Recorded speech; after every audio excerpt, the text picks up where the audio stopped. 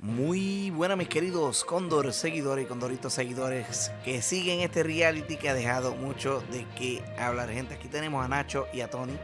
Nacho es una biblioteca ambulante, gente, que mucho sabe este hombre. De verdad es una biblioteca ambulante.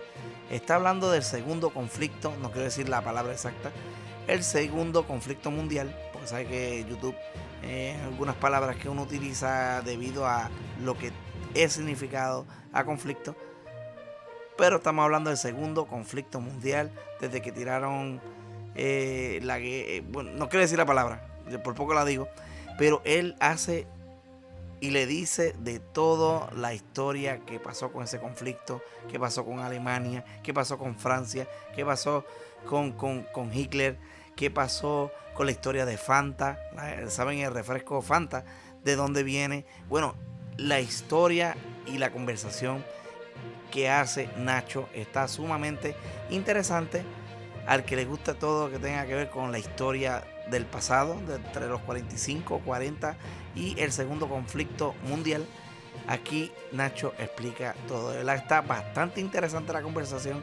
Se la recomiendo que la oigan de principio a fin. Inclusive Tony tiene que decirle, déjame ir al baño para tener una pausa para que me cuente lo otro que va a quedar al final, que nos quiere decir que está bastante interesante.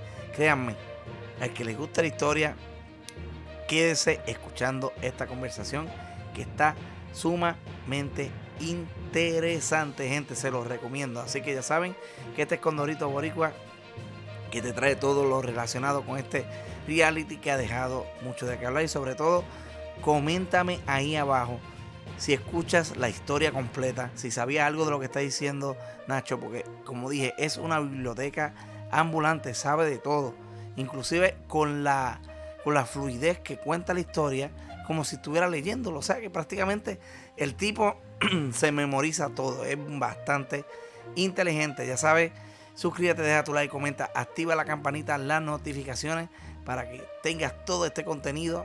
Saben que me encanta leer sus comentarios. Coméntame ahí si sabía mucho de todo esto que está diciendo Nacho, y si no lo sabía, coméntame ahí la biblioteca mental que tiene este individuo para cualquier tema que tú le preguntes.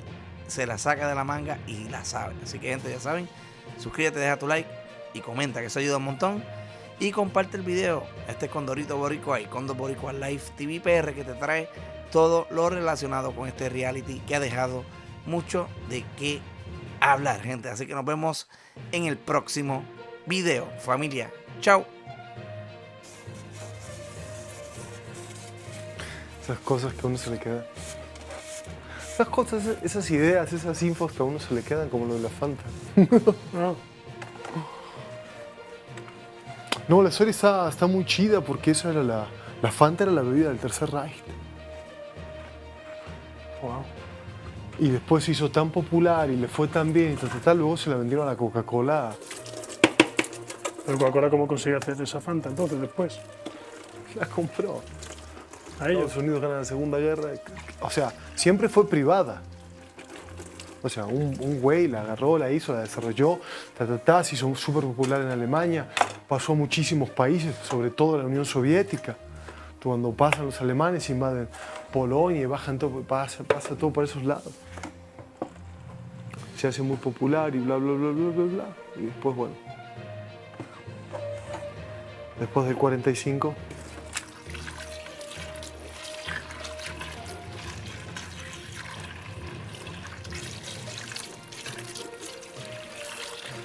La Segunda Guerra Mundial, ¿qué países eran los que estaban unos contra otros? Segunda Guerra Mundial inicia en 1939, finaliza en 1945. Las 6 años de guerra. 39, claro. La madre que parió. El conflicto se desarrolla cuando en 1939 Alemania decide invadir Polonia por el motivo que considera espacio vital, y significa que cualquier lugar ocupado por personas de ascendencia alemana debía ser ocupado por Alemania, y en 48 horas derrota al ejército polaco, siendo una masacre inenarrable. A partir de ahí, Francia e Inglaterra le declaran la guerra, luego uniéndose el resto de los países de Europa, Italia salía a Alemania, ¿A quién se la declaran? Alemania. A Alemania, ¿no? A Alemania le tomó un tiempo. Chamberlain, primer ministro británico, no quería conflicto con Hitler, fue acusado de ser pro-alemán, fue pro-alemán en muchísimas cosas y sin ninguna duda fue uno de los causantes de la enorme expansión alemana al no haber hecho nada. Dicen que por cobardía, ¿quién se quiere enfrentar a alguien así, ¿no? Pero bueno, la cuestión es que quiso mantener al Reino Unido lo más alejado de la guerra posible, pero lo enfrascó hasta por no tomar medidas antes, porque pensaban que si tomaban medidas antes se hubiese desatado la guerra antes, pero si se hubiese desatado la guerra antes, Hitler no hubiese estado tan preparado.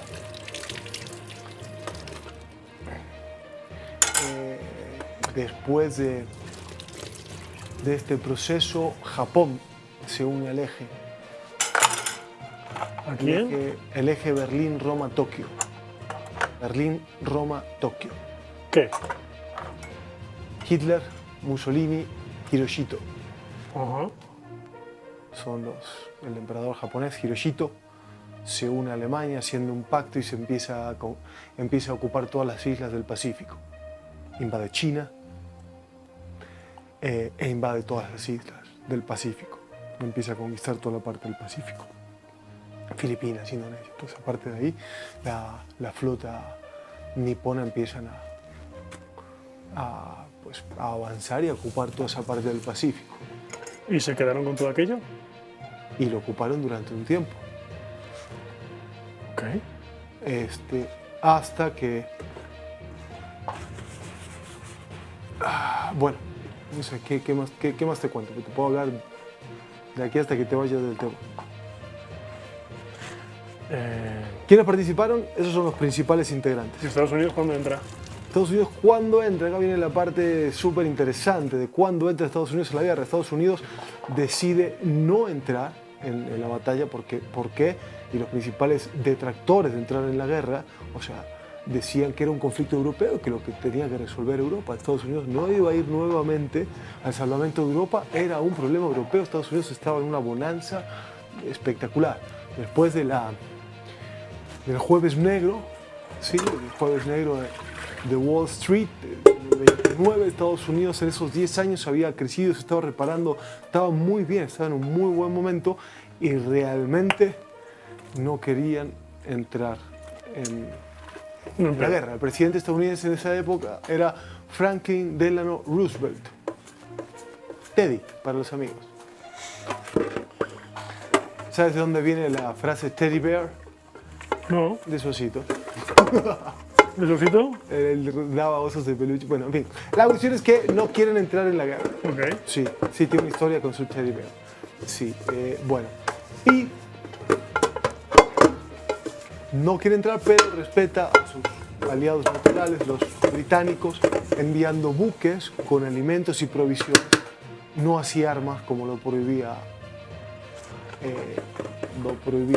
la amnistía, ¿no? O sea, el hecho de enviar armas, cosa que se supone que hacía Estados Unidos durante todo ese tiempo, cosa que se supone hizo en buques con alimentos, lo enviaba todo para allá. El enorme problema que tenían era la flota submarina alemana, los U-boats, que durante prácticamente 3 años de guerra fueron indestructibles. En 3 años no le hundieron más de 4 o 5 submarinos y destrozaba las fragatas y los buques aliados que iban a llevar más que nada víveres y todo eso, y algunos armamentos y hasta soldados. Hubo mucha gente que como Freedom Fighters fueron al Reino Unido a luchar por gusto, no por su patria, porque eran estadounidenses, canadienses, bla, bla, bla, bla, bla, bla, bla. Hitler temía enormemente el ingreso de Estados Unidos a la guerra, hizo todo lo posible por no provocarlos y apropiarse de Europa. El motivo por el cual Hitler habla el frente oriental es un enigma para cualquier persona con 2 dedos de frente, porque comete el mismo error de Napoleón, abre 2 frentes a la vez y aun cuando no había acabado los británicos, los tenía en jaque, les estaba dando un rock and roll impresionante pero no había podido ingresar en la isla. El Canal de la Mancha era infranqueable, pero empezaron a utilizar no solo la Luftwaffe, la Fuerza Aérea Alemana, sino también la B-1 y B-2, los primeros drones, bombas teledirigidas, no tripuladas, que empiezan a devastar Londres más que nada y aterrorizar a la población. Estaba realmente en una situación muy complicada, por un motivo que es difícil comprender, quizás con la arrogancia de Hirohito, el emperador japonés. Deciden dar un golpe a la Sexta Flota, que es la flota más importante que tenía Estados Unidos en el Pacífico. Toda la que tenía en el Atlántico, destinada al conflicto en África y Europa. Recuerda que no estaba el Canal de Panamá. Dar la vuelta por el Cabo de Hornos o dar toda la vuelta era muy complejo para llegar ahí al Pacífico. Entonces, Hirohito decide atacar un puerto estadounidense, la perla del Pacífico estadounidense, donde estaba la Sexta Flota, y en aquella época el arma más avanzada y más destructiva eran los portaaviones. Estados Unidos tenía 3 portaaviones destinados en Pearl Harbor. Hirohito lanza su ataque. A partir del punto de no retorno, a mitad de camino saliendo de Japón, dejan de tener comunicación con Japón y van en silencio, atravesando el Pacífico hasta Hawái, ya sin poder comunicarse más. Los últimos scouts que tiran, que lanzan aviones y ven y todo ahí, confirman que los objetivos están en lugar y lanzan el ataque a Pearl Harbor un 6 de diciembre de 1900. ¿Qué te gusta? ¿41 o 42? No me acuerdo. Fue un 6 de diciembre. Ok. Bien, y acá viene la parte súper complicada. Estados Unidos sabía que iban a atacar ahí. Estados Unidos temía enormemente un ataque japonés, motivo por el cual toda persona de descendencia japonesa que habitaba Hawái fue encarcelada simplemente por portación de sangre, simplemente por ser japoneses. Japón cierra su embajada unos días antes en Hawái, en Estados Unidos, se retiran, lo cual les da a Estados Unidos la idea de que Japón efectivamente los iba a atacar, y golpean en la madrugada Pearl Harbor con todo lo que tienen, destrozando el puerto y todo, con el único problema de que la Sexta Flota estaba en un ejercicio naval, los portaaviones no estaban ahí, hundieron 4 destructores, buques escoltas y todo, cosas que no afectó y no minó en nada la capacidad norteamericana de contraatacar. A partir de ese momento, Estados Unidos,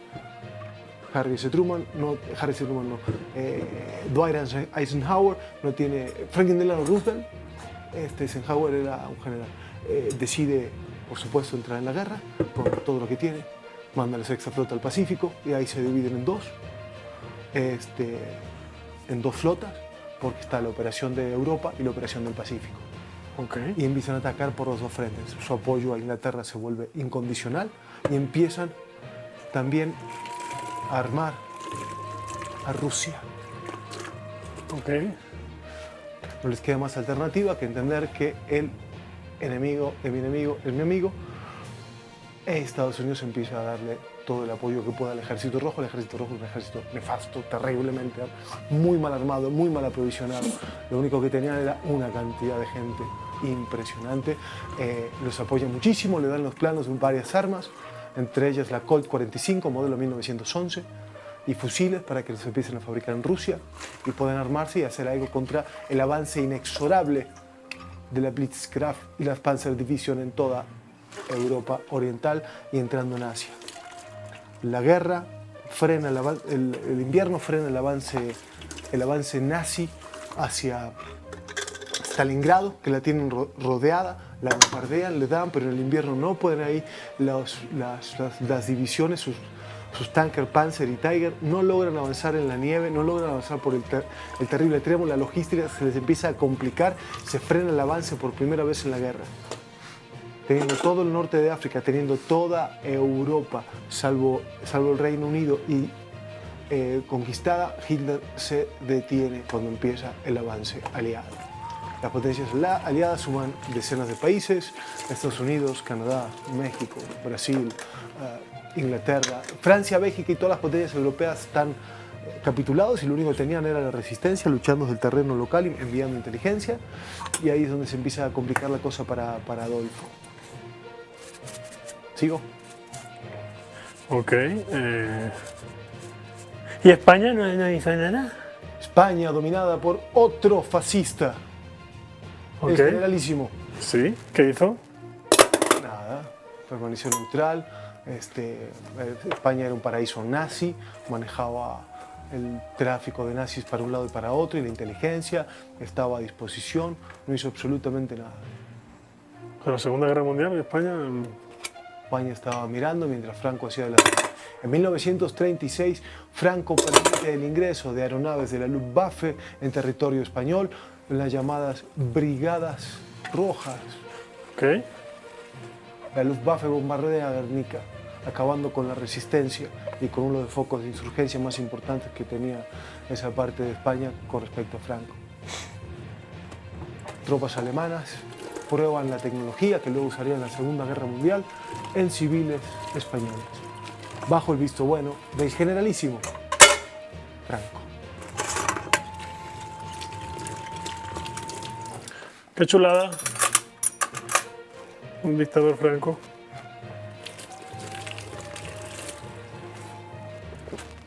Yo te conté que bailé con su nieta, ¿no? Imagínate la polémica, ¿no? Porque el show era en Televisión Española, en un canal del gobierno. ¿Quién le pagaba? Pues pagándole a quien había, a la nieta de quien había. Eso fue un problemón. Hubo mucha gente en contra. Pero bailó.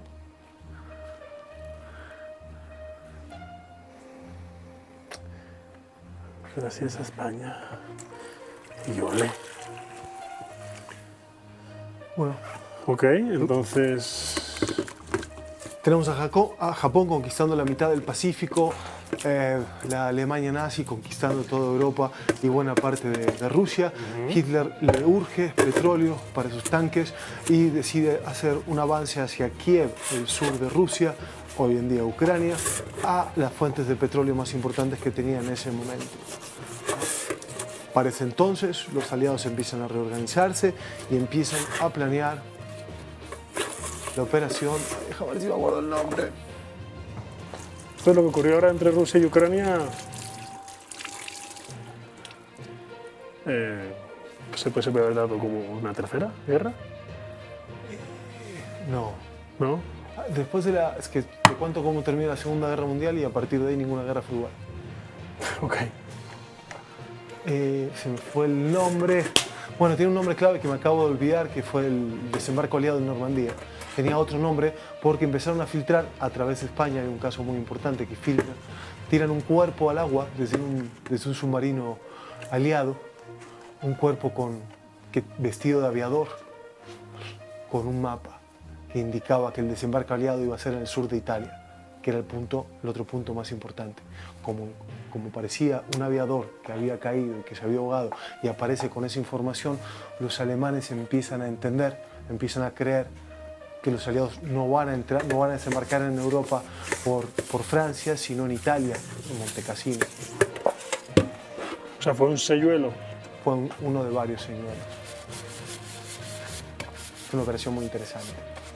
¿Sí? Bueno, la cuestión es que el desembarco fue en Normandía, cruzan el canal de la Mancha, por aire, tierra, paracaidistas y empiezan a ocupar esa parte con una pérdida impresionante de hombres. El ejército alemán estaba dividido en varias partes y el mejor general alemán ya no estaba en Europa, sino estaba en África.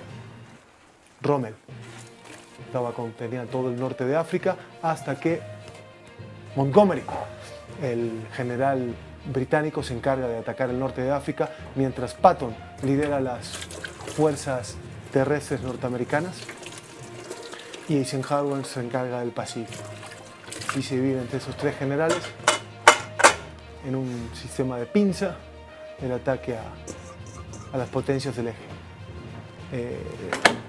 Las fuerzas italianas de Mussolini son rápidamente vencidas, es un fracaso la resistencia italiana, las tropas italianas no tenían nada que hacer con los aliados y rápidamente Italia cae en poder aliado. Muy poco a poco y paso a paso, obviamente tenemos los Alpes ahí, entonces para que se encuentren el desembarco en Francia, el desembarco en Italia, tarda muchísimo tiempo. El norte de de África duró muchísimo más de lo que debería por la astucia, la pericia y la increíble genialidad de Rommel, apodado el zorro del desierto, para la defensa de las posiciones alemanas en el norte de África. Rommel, cuando ya ve que está perdido, vuelve a Europa, y Rommel es enjuiciado, encarcelado y fusilado debido a la Operación Valquiria, el asesinato de Adolfo Hitler para poder ir a la Segunda Guerra. Hitler solo sale herido después de ese intento de asesinato y decide atacar con más fuerza, aún sabiendo que estaba totalmente perdido. Vuelve a atacar ataque tras ataque a las fuerzas aliadas sin ninguna posibilidad de victoria, hasta que finalmente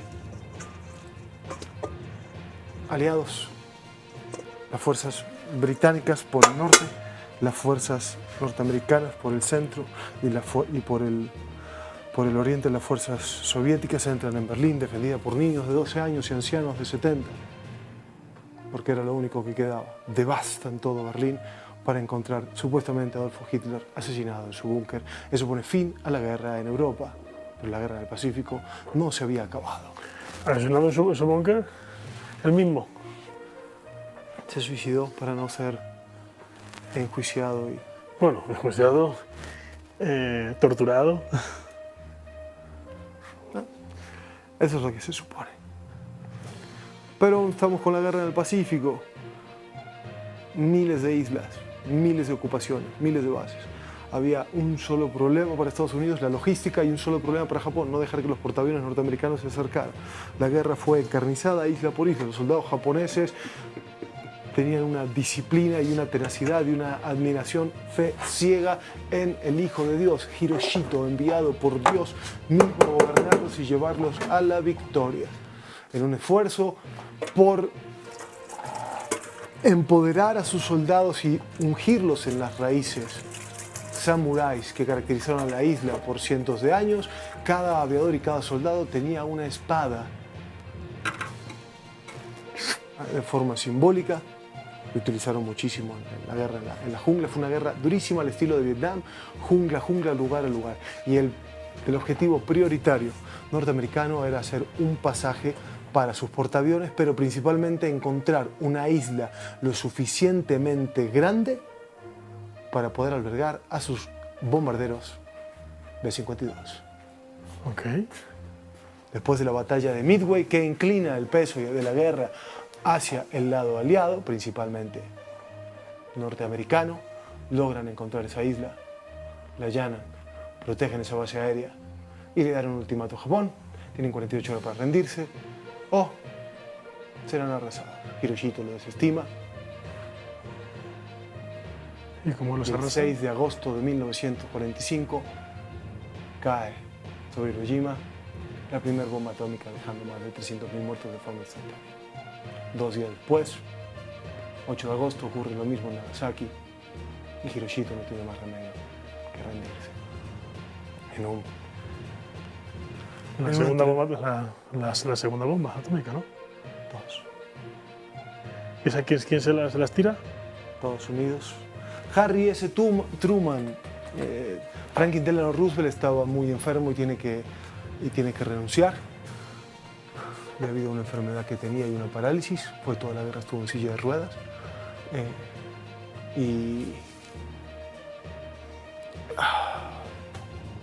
Y Harry S. Truman firma el decreto presidencial que autoriza la utilización de armamento nuclear sobre suelo nipón, devastando cientos de miles de vidas de forma instantánea y en los próximos 50 años. Bueno, los próximos 50 años. Todo radioactivo y gente que murió, dependiendo qué tan cerca estabas, te morías más rápido, más lejos estabas, cánceres, que tardó mucho tiempo más en morir. La gente sigue muriendo. Y eso es someramente un paneo por la Segunda Guerra Mundial, sin incluir el proyecto Manhattan, que es el desarrollo, diseño y la posterior ejecución de las bombas atómicas, basados en la teoría de la división de átomos de Albert Einstein, llevado a cabo por Oppenheimer y montones de científicos nazis, que fueron perdonados de todos sus crímenes de guerra para dar a Estados Unidos The Ultimate Weapon, la primera y verdadera arma de destrucción masiva. Actualmente siguen habiendo, ¿no? Armas de destrucción masiva de distinto tipo, de origen nuclear, como te comentaba el otro día. Estados Unidos asegura tener 2.700 ojivas nucleares, mientras Rusia asegura tener más de 3.500, Corea del Norte cerca de 76, Irán debe tener unas... ¿76.000? 76. Ok. Con 76 se aniquila media Europa, o sea... 76, una sola, pumba, pum, pumba. No. Ok. O sea, que tenga cualquier cantidad... ¿Y por qué las tienen? O sea, ¿por qué tienen tantas? ¿Por si acaso? Ahí viene la parte interesante, que es la segunda parte de todo esto, que es el inicio de la Guerra Fría. Vale, un segundo. Voy a agarrar fuerza. No se lo van a llevar, ¿eh? ¿Quieres ir afuera? No se lo van a llevar. A que nunca has cenado con 4 personas que nunca creo que volverás a cenar, justamente, y $200.000 al lado.